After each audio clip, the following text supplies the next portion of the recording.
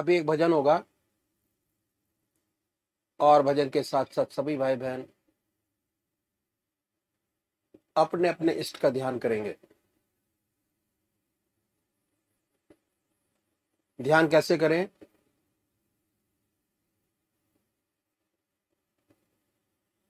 अखिल भारतीय संत मत सत्संग की तरीकत मैं आपके सामने रखता हूं।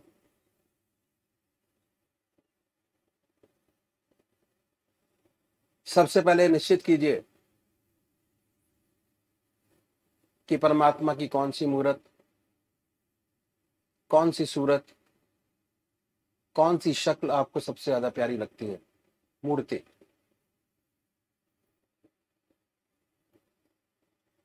किसी से पूछने की जरूरत नहीं, अपनी आत्मा से प्रश्न कीजिए कि भगवान का वो स्वरूप जो आपको सबसे ज्यादा प्यारा लगता है उसको चुनें।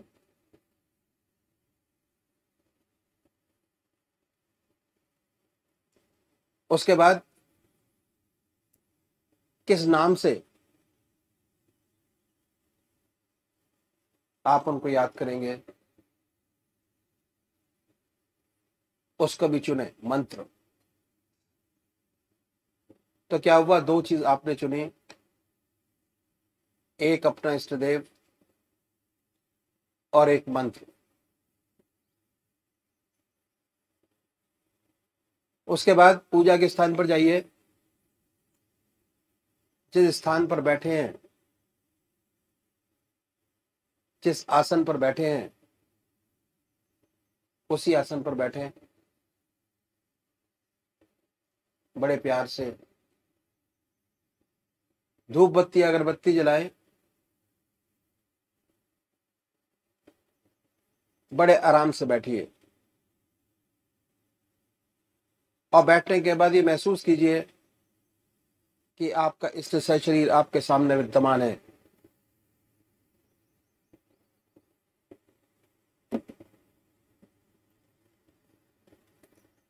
सशरीर भावना से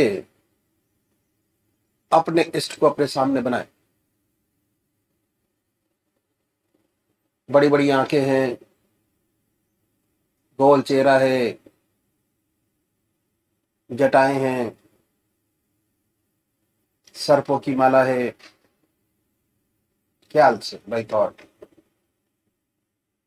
उसमें इतने लीन हो जाए कि जब तक आप ध्यान करते हैं तब तक और कोई विचार और ख्याल ना आए, पर आएगा। उन विचारों को हटाएं, फिर अपने इष्ट देव की मूर्त अपने सामने बनाएं, फिर हटाइए, अपने इष्ट देव की मूर्त अपने सामने बनाएं। जो मंत्र आपका है उसको उच्चारित होते सुनिए कि हमारे हृदय से हमारे इष्ट का नाम निकल रहा है और हम सुन रहे हैं। और जब तक ऐसा ना हो, बड़े प्यार से अपने इष्ट का नाम विद फुल फोर्स जिह्वा से ले सकते हैं। इतना फोर्स उस नाम में होना चाहिए।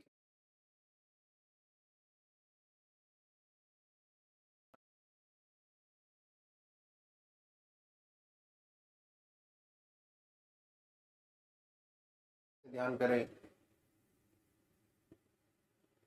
बड़े आराम से बैठिए, बड़े प्यार से। उसके बाद ये महसूस करें कि हमारे हर दिल की धड़कन पर जो नाम आपने चुना है वो निकल रहा है। हृदय ओम ओम कह रहा है, अब पूरे शरीर में वाइब्रेट करता है। उसके वाइब्रेशंस को महसूस कीजिए और आनंदित होइए। बड़े प्यार से इस काम को करना है। जब भी कोई संसारिक बात आपके ध्यान में आए, दिमाग में आए, उन विचारों को हटाएं, फिर अपने इष्ट देव की याद में लगे फिर हटाइए, अपने इष्ट देव की याद में लगिए। अगर आज ध्यान करते हुए आपके 100 विचार 1 मिनट के अंदर आते हैं, तो निश्चित समझिए अगर ये अभ्यास आप बराबर करते चले जाएंगे तो एक दिन ऐसा आएगा कि कोई विचार आपके आगे नहीं होगा। भगवान श्री कृष्ण ने साधक की दृष्टि से गीता में 4 बात बताई। पहली आहार की शुद्धि, दूसरी विहार की शुद्धि, तीसरा अभ्यास और चौथा बराबर अभ्यास। अभ्यास पर बहुत भारी जोर है और सारी जिंदगी हम एक चीज का अभ्यास करते चले जाते हैं और उसकी परफेक्टनेस पर देखते चले जाते हैं। बड़े प्यार से अगर इस तरीके से अभ्यास करेंगे, बड़ी सुंदर स्थिति होगी। जब भी आप अपने इष्ट देव के चरणों में विश्राम चाहेंगे, बड़े प्यार से विश्राम मिलेगा, ना कोई दूसरा विचार रहेगा ना ख्याल, और हमारी आत्मा हमारे मन को देखती रहती है, वो बताती है कि हम क्या सोच रहे हैं। जब विचार हट जाए अपने इष्ट देव के चरणों में, फिर दोबारा उस चीज को पकड़े, अपने इष्ट देव को दोबारा अपने इष्ट देव में ध्यान लगाइए। तो अभी एक भजन होगा और भजन के साथ साथ सभी भाई बहन अपने अपने इष्ट का ध्यान करेंगे। जन्म जन्म तक रंग न उतरे, ऐसी रंग दे श्याम चुनरिया, श्याम चुनरिया। जन्म जन्म तक रंग न उतरे, रंग न जिस पर चढ़े दूसरा, और न जो फीका पड़ जाए, उसी प्यार के रंग में रंग दे। जो दिन दिन दूना गहराए, जिसके रहते ढले न यौवन, भार न हो कभी उमरिया। जन्म जन्म तक रंग न उतरे, हर दर्पण तेरा मुख देखे, हर मुख में तेरी ही छाया, सांसों में वो सिसकी भर दे, निस दिन प्राण रहे अकुलाया, नींद न आए जन्म जन्म तक, ऐसा आंजन आंज दे अखियां। जन्म जन्म तक रंग न उतरे,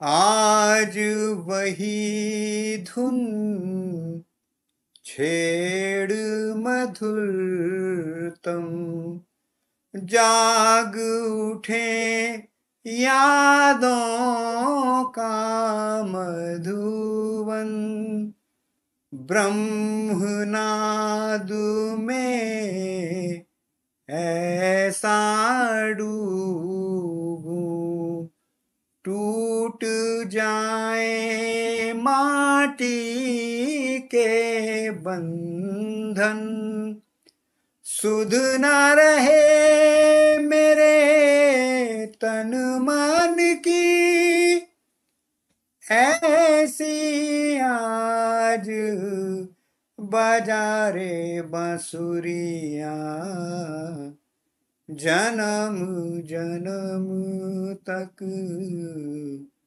रंग न उतरे, ऐसी रंग दे शाम चुनरिया, शाम चुनरिया, जन्म जन्म तक रंग ना उतरे। परमात्मा तू ही है।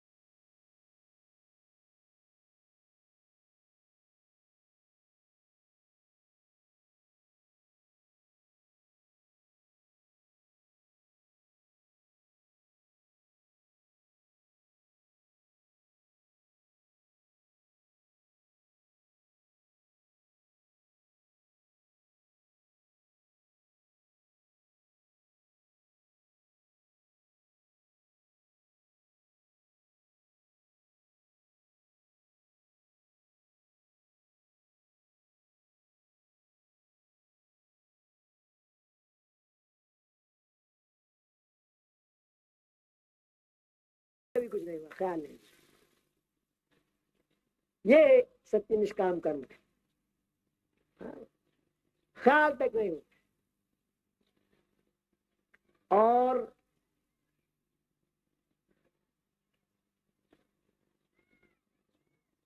हमने इसका अभ्यास निष्काम कर्म का पहले स्टेप से शुरू किया। जब हम रात को सोते हैं, सेल्फ इंट्रोस्पेक्शन करते हैं, तो क्या करते हैं कि जो अच्छे काम सोचते, अपनी आत्मा से पूछते हैं कि आज कोई अच्छा काम हमसे बना जिससे दूसरों की आत्मा को सुख और शांति पहुंची। अगर कोई बना है तो उसे भगवान कर पाता है, प्रभु आपने किया, मैंने। ओ लॉर्ड, यू क्रिएटेड सर्कमस्टांसेस। प्रभु आपने अवसर दिया, ये अच्छा काम हो गया, वरना इसमें कहाँ शक्ति है किससे कोई अच्छा काम बने। हाँ, भगवान कर पाते। और बुराइयों को हम दूर करना शुरू कर देते, एक एक छोटी छोटी पकड़ के दूर करते चले जाते हैं। परमात्मा से प्रार्थना करते हैं कि हमारी ये बुराइयां दूर होती जाए, एक एक छोटी पकड़ते हैं, एक एक करके दूर करते चले जाते हैं। और जब 24 घंटे के ध्यान पर पहुंचते हैं तो हृदय मलिनता, हृदय की सारी मलिनता दूर हो जाती है।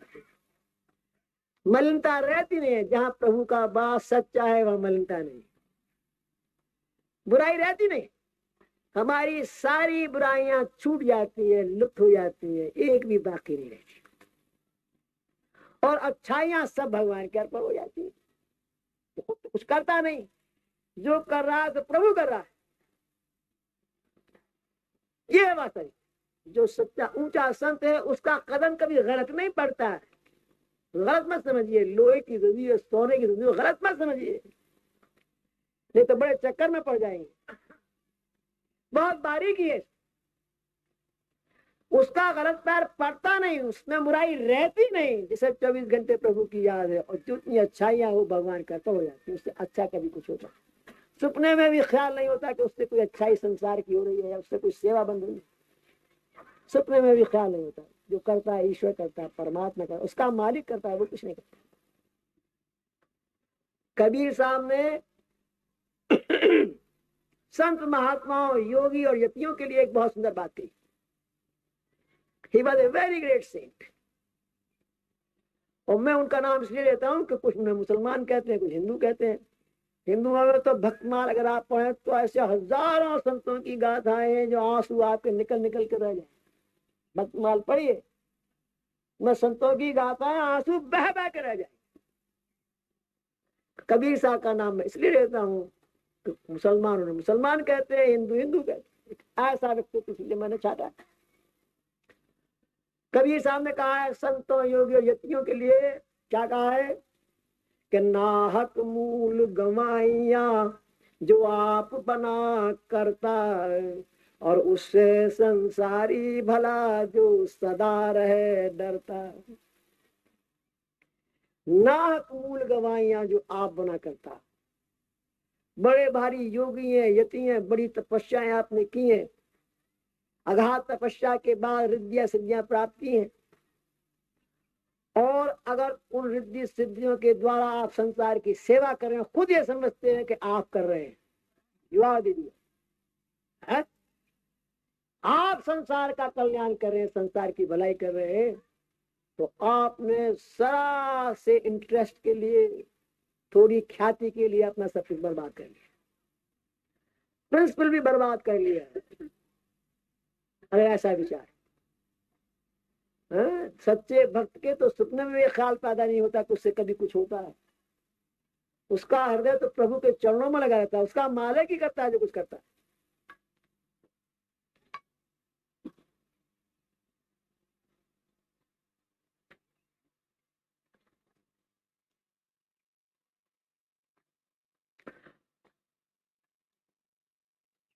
और इस जमाने में तो कर्ताओं की दौड़ लगी हुई। बड़े बड़े योगी, बड़े बड़े यति हैं, और 300 भगवान तो अमेरिका में, उन्होंने अपने आप को डिक्लेयर किया गॉड्स। 300 भगवान ईश्वर तो अमेरिका में, हिंदुस्तान में तो बाढ़ आई हुई है, क्या नहीं। ऐसे योगी यतियों के लिए कि जिसे इन्हें कुछ रिद्धियां सिद्धियां प्राप्त हो गई प्रभु कृपा से, और वो अपने आप को सब कुछ समझ बैठे और संसार का भला कर रहे हैं, और ना मालूम अपने आप को क्या क्या डिक्लेयर कर बैठे। उनके लिए कहा है कि ऐसे योगी यतियों से कि जो खुद कर्ता बन गए, उन्होंने अपनी सारी कमाई नष्ट भ्रष्ट कर ली। ऐसे योगी यतियों से वो गृहस्थी कहीं ऊंचे है जो आधा घंटा सुबह प्रभु की याद करते, आधा घंटा शाम को प्रभु की याद करते, दिन भर उस परमात्मा से डरते हैं। उनकी तपस्या कहीं ऊंची। और कबीर साहब का अपना जीवन कैसा था, उसकी एक मिसाल मैं आपके सामने रखूं। जब कबीर साहब की ख्याति बहुत हो गई, लोग कहने लगे कि बड़ा ऊंचा महात्मा है, ग्रेट सेंट, संत। तो एक बार 200-250 बड़े इंटेलेक्चुअल्स, अध्यात्म के, उन्होंने सबके सबने सलाह की कि भाई देखें वास्तव में कितनी गहराई है, कबीर में गहराई कितनी, लेट अस सी। और ऐसा विचार के 200-250 पंडितों की जो टोली थी वो कबीर साहब के घर की तरफ चली कि आज उनसे बातचीत करेंगे, सत्संग करेंगे और देखेंगे क्या गहराई है।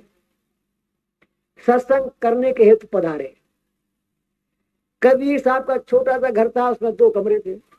एक कमरे में खुद रहते थे, एक में गाय बनती थी या भूस रहता था। बहुत मामूली सी रहन सहन थी। जब उन्होंने देखा कि ये 250 व्यक्ति चले आ रहे हैं तो उन्होंने सोचा कि भाई आज तो बड़ी मुसीबत पड़ी और आज यही रहे कि मैं तो इनका अतिथि सत्कार भी नहीं कर सकूंगा, मेरे पास तो 250 गिलास भी नहीं है और इतनी जल्दी मैं अरेंजमेंट भी नहीं कर सकता। कहां से घबरा गए और अपनी धर्मपत्नी से बोले कि हे देवी तू भगत लेना, मेरे बस की बात नहीं है। और भूस की कोठरी में झागू से और अंदर से किवाड़ बंद कर, और अपनी स्त्री से कहेगा कि अब तू जाने, तेरा काम जाना, तू देख। धीरे धीरे अब स्त्री दरवाजे पे जाए खड़ी हुई देख रही है कि भीड़ तो उधर ही आ रही है, उन्हीं के दरवाजे की तरफ चली आ रही है। आंसू लुढ़क रहे, डुल डुल डुल के परमात्मा इज्जत रखने वाला है, पति भी साथ छोड़ गया और सारी जिम्मेदारी मेरे ऊपर छोड़ गया। आंसू लुढ़क रहे आंखों में, दरवाजे पे खड़ी है बेचारी। जब नजदीक आए तो क्या देखते हैं कि उस भीड़ के पीछे एक बैलगाड़ी आ रही, और जब वो भीड़ आई तो उसके पीछे पीछे बैलगाड़ी भी दरवाजे पर रुक गई। अब बैलगाड़ी में क्या देखती है कि जो गाड़ी हाँकने वाला है उसके पीछे कबीर साहब स्वयं बैठे और गाड़ी सब सामान से भरी पड़ी है, खाने पीने का, बर्तन, जो जिसकी आवश्यकता है सब चीजें उसमें मौजूद है गाड़ी। अब ये बड़ी चौकी कि मेरे घर का दरवाजा एक है, बराबर मैं यहाँ खड़ी हूँ, कबीर साहब ने तो उसकी कोठरी अंदर से बंद कर दी, ये निकल किधर से भागा और जाने के बाद कहां से इतना इंतजाम कर, कौन इसे ऐसा सेठ मिल गया जो फटाफट सारा इंतजाम कर दिया। बड़ी चकित है, कह कुछ नहीं सकती है तो कबीर साहब। गाड़ी रुकी, सामान उतरा और कुछ जो आए तो उन्होंने मदद की, 1-2 व्यक्ति गाड़ी पर, सबने मदद करा करके और खाने पीने का सामान भी तैयार हुआ। सत्संग की भाई आए तो सबने मदद की, उधर खाने पीने का सामान तैयार हुआ, उधर सत्संग प्रारंभ हुआ। सत्संग होने लगा, बड़ा ऊंचा सत्संग, हर एक intellectual well satisfied, with them convinced जो कह रहे हैं बिल्कुल सत्य है। इतना कन्विक्शन हर एक को हुआ। फिर भोजन मिला, आध्यात्मिक भोजन मिला और खाना भी अच्छा मिला।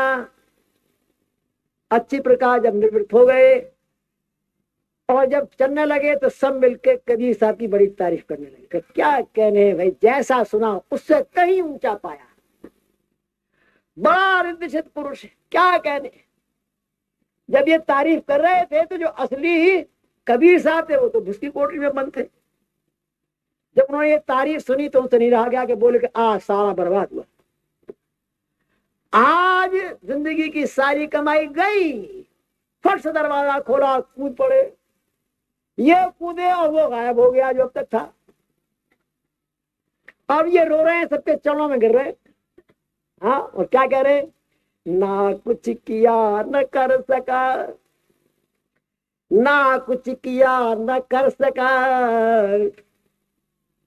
ना कुछ किया शरीर शरीर में आपकी कोई सेवा नहीं कर सकती। ना कुछ किया न कर सका, ना कुछ किया शरीर, और जो कुछ किया सो हरि किया। और कहत कबीर कबीर, आप मेरे पे क्यों लांछन लगा? जो किया परमात्मा ने किया, उस हरि ने किया, मैंने तो कुछ किया नहीं। मैं शरीर से ही कुछ नहीं, रो रहे हैं, बिलख रहे। और ये लोग बड़े, कितनी ह्यूमिलिटी है। तो ये है सच्चे भक्त।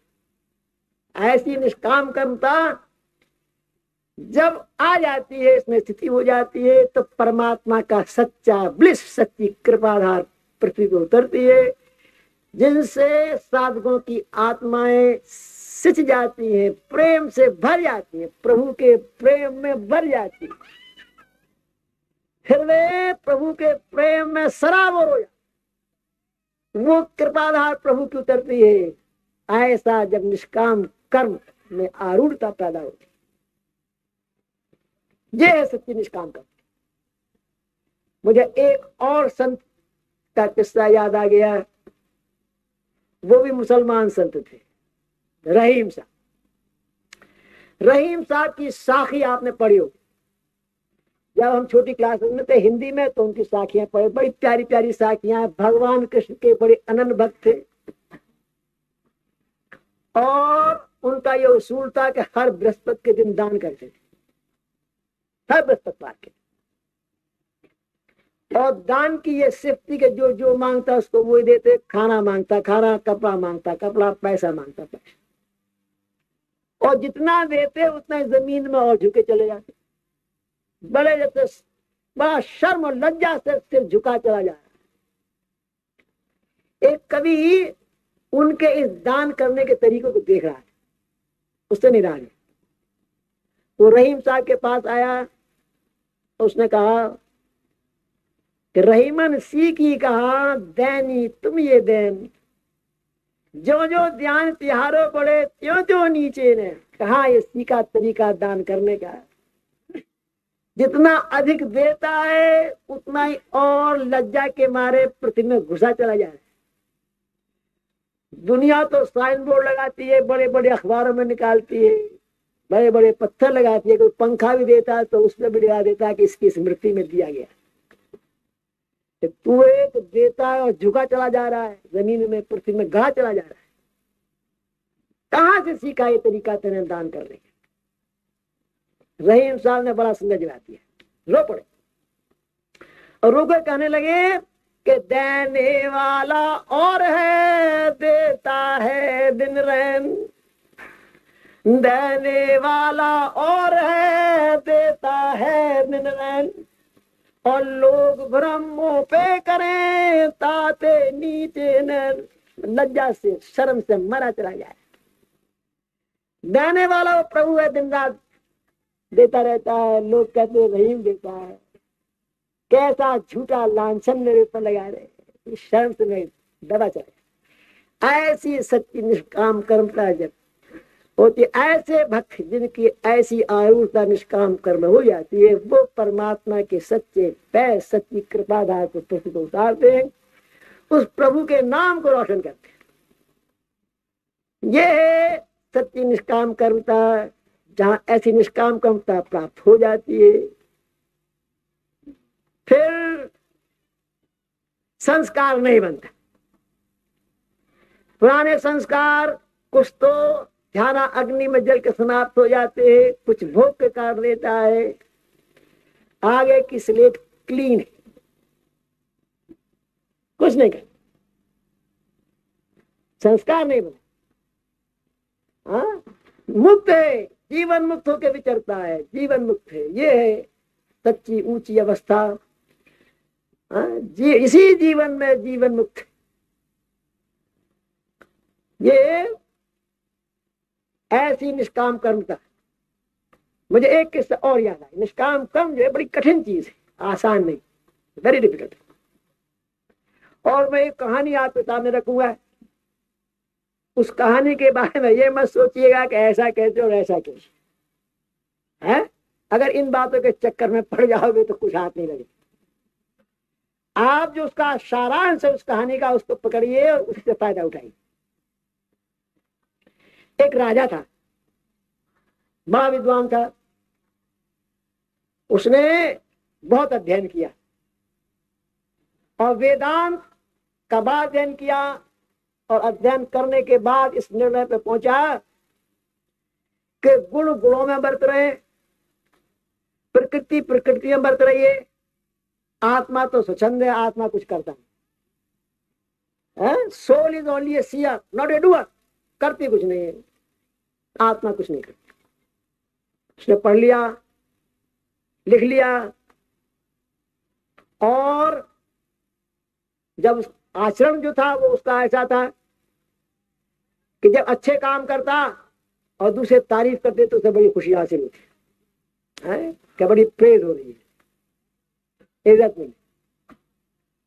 और अगर कोई खराब काम हो जाता, पाप कर्म, तो उसको छिपाने के लिए कहता गुण गुणों में बरत रहे, प्रकृति प्रकृति में बरत रही है, आत्मा तो स्वच्छंद है, मैंने तो कुछ किया नहीं, आत्मा ने कुछ नहीं किया, मैं इसका कोई पश्चाताप करने की मुझे कोई आवश्यकता नहीं है, मैं कुछ करता ही नहीं।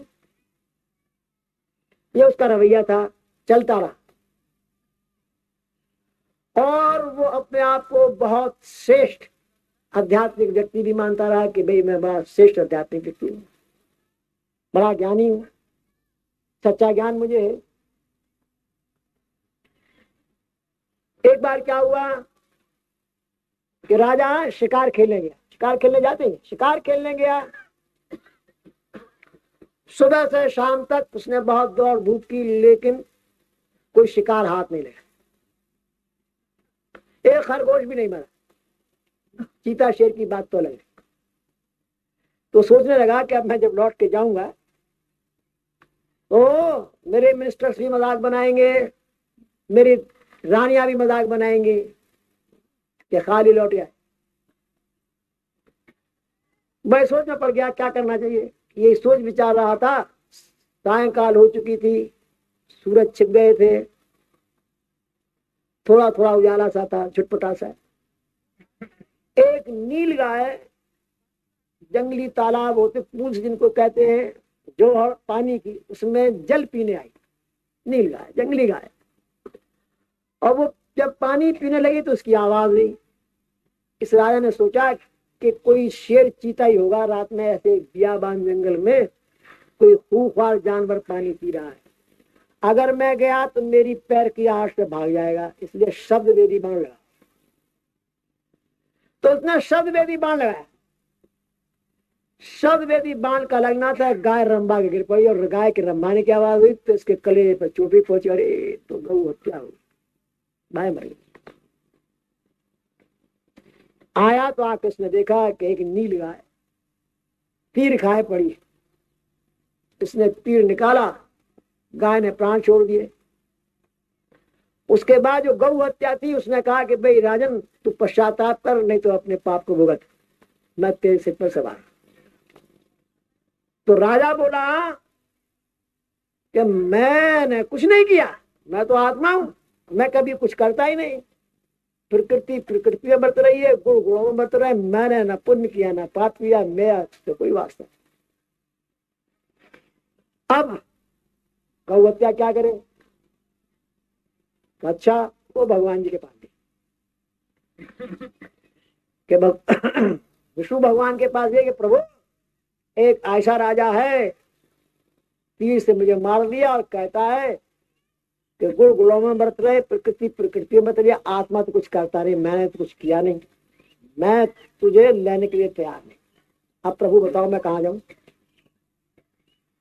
भगवान ऐसा कोई बात, भगवान ने उसको ब्राह्मण का रूप दिया, गौ हत्या, और अपने आप भी ब्राह्मण का रूप धारण किया।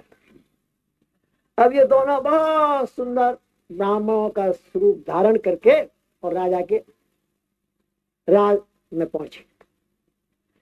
दरबार ने खबर दी कि बहुत बड़े विद्वान दो पंडित कहीं बाहर से आए और आपसे मिलना चाहते हैं।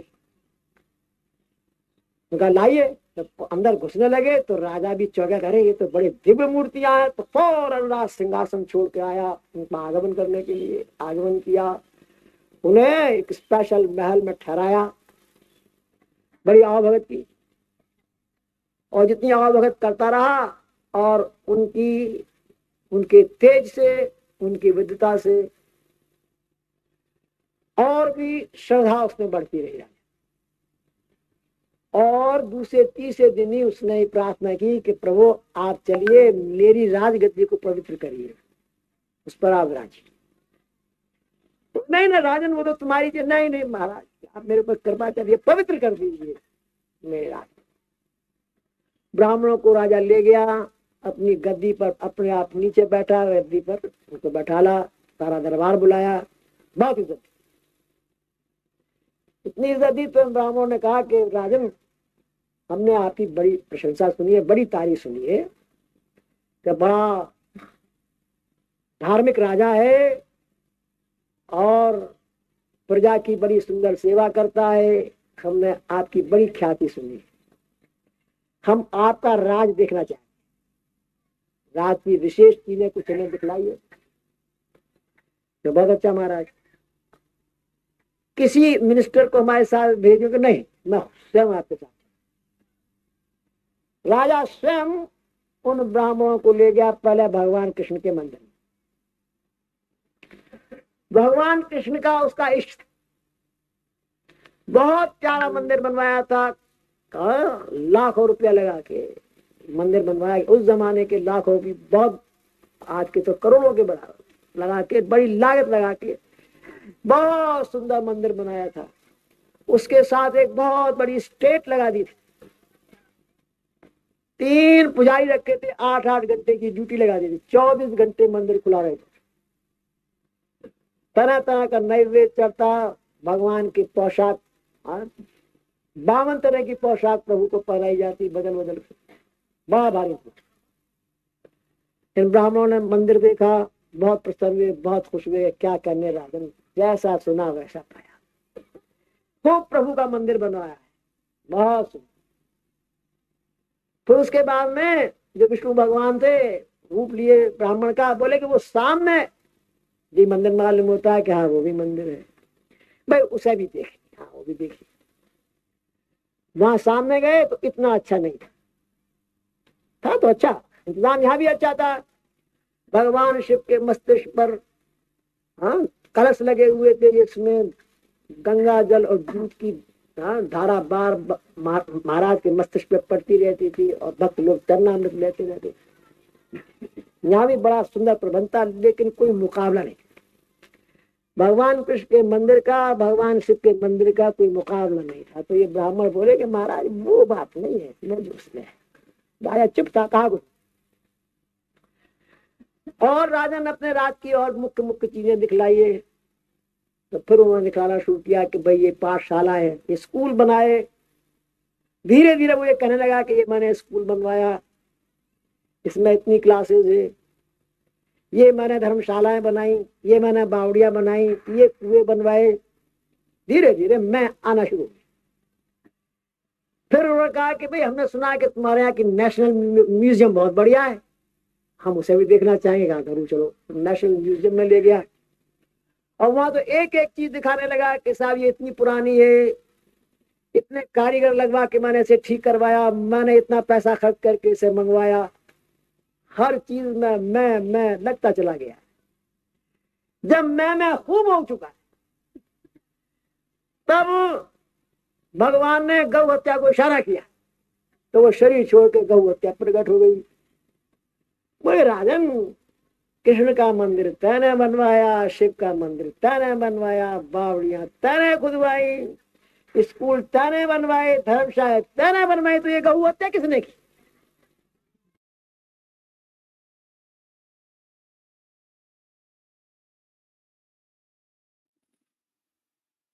जन्म जन्म तक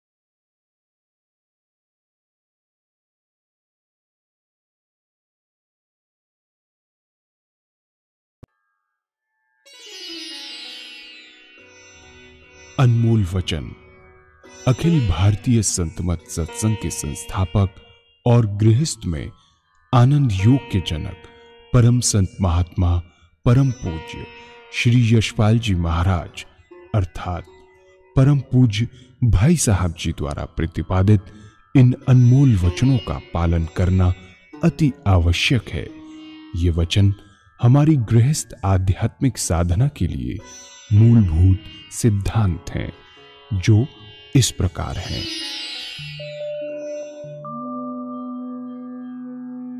हम दुनिया की हर चीज की कीमत आंकते हैं, अपने मानव जीवन की कीमत भी जाने व परमात्मा की प्राप्ति हेतु साधना करें। मनुष्य योनि एक उपहार है, इसीलिए परमात्मा को धन्यवाद देते हुए आधा घंटा प्रातःकाल, आधा घंटा सायंकाल पूजा अवश्य करें। सत्संग, सतनाम व सद्गुरु को प्राथमिकता देते हुए इसी के आधार पर ध्यान योगाभ्यास अवश्य करें व गृहस्थ के कार्यों को परमात्मा का कार्य समझकर उसी की याद में संपन्न करें।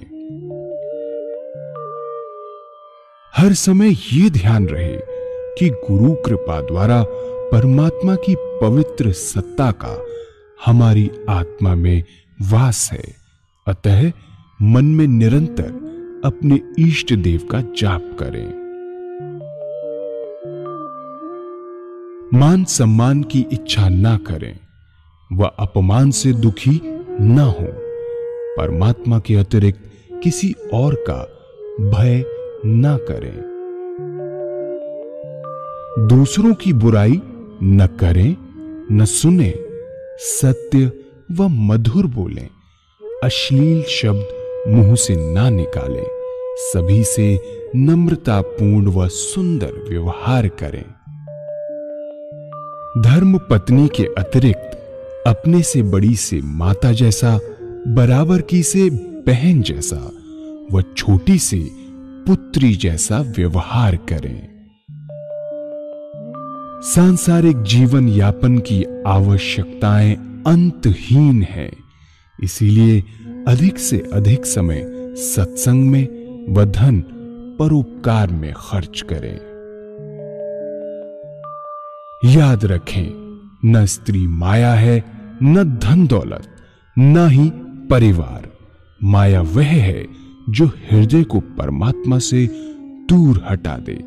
अतः निरंतर सत्संग और सद्गुरु की शरण में रहने का प्रयास करें।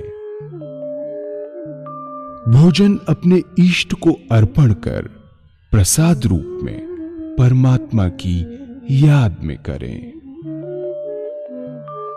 रात्रि में सोने से पहले अच्छे बुरे कार्यों का आत्मनिरीक्षण कर उसका समुचित पश्चाताप करते हुए ध्यान करें व प्रभु की गहरी याद में ही विश्राम करें। परमात्मा तू ही है, तेरी इच्छा पूर्ण हो।